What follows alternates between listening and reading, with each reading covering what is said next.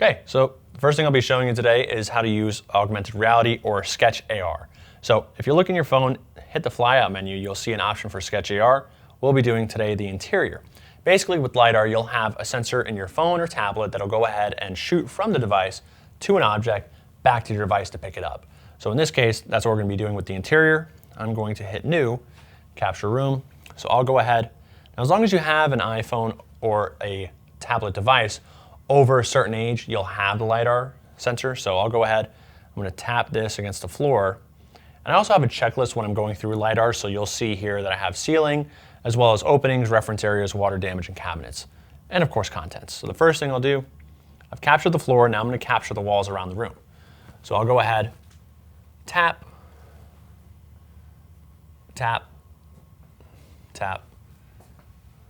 And let's do, sometimes you can go ahead and shoot it across the room. It is sometimes best to have it right against it.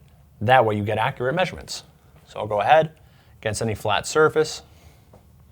And we can confirm that the measurement's correct, or at least that it's done precisely in LiDAR, the fact that there's a border around it. So you'll see perforated edges anywhere else where you haven't gone ahead and sketched correctly. In this case, we have performed it right. So we'll go ahead. I will move on to the next one, or you can hit the little check mark. And we'll make sure that we are in a flat room. We have a flat ceiling. So let's go ahead and hit flat. And now you can see it's asking me if I'm at the correct height. So I'll bring this up, and we are about 8'7". And I can also look around the room too to make sure I've got it around the right height. I'll go ahead and hit that. So now we'll start going into openings next. So I'll tap openings, and you can see LiDAR's picking it up precisely. We'll go ahead and tap missing wall. And if you needed to somehow change this to a doorway, there is a little pencil on it. We can go ahead and slide that over to a door. It becomes a door. In this case, I'm not going to mess with that. We have exactly what we need. I'll go ahead, and sometimes I'll point my phone at the floor, bring it back up, and sometimes it'll do a better job of capturing. Sometimes you need to move around. It's not going to always be seamless. In this case, it's actually not picking up, so what I'll do is I will slide from auto capture to missing wall. And so I'll capture it from corner to corner. So in this case, capture it right down there. Now if I needed to, I could always move it with this arrow. In this case, that's fine.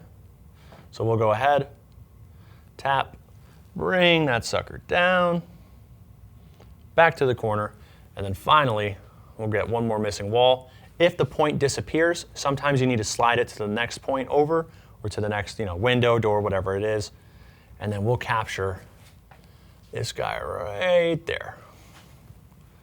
Bring it all the way down. And now you've got your missing wall. So from there, we'll go ahead to the next area. So if you needed to, you could use the reference area feature as well. I'm not going to use that. You do also have the water damage section too. So if you had some water damage on the ceiling, or in this case, it would be a wall, you would go ahead and tap on the rectangle to do a perfect rectangle. If it's an irregular shape, you can always go ahead and switch over to the polygon instead, and that way it's more of a point-to-point system, something like that. So in this case, hopefully the water line didn't get up that high. We'll go ahead, keep going. I do want to go ahead and actually show you cabinetry. So when I show you cabinetry, you can see it starts to pick things up in the room. You can see that it's got the uppers over here, as well as the full cabinet as well. So I'll shoot it around the room to make sure I got everything. Now I'm going to start tapping, tapping, tap.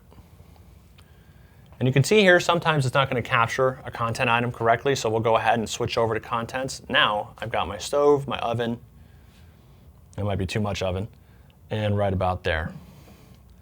So for cabinetry, we can go ahead, we can move it back, and if we needed to, we can tap cabinetry there, tap cabinetry there, and so on, and so on. And then finally, if we need to pick up more contents, finally pick it back to contents and point out your objects. And that's pretty much what I have for Sketch AR.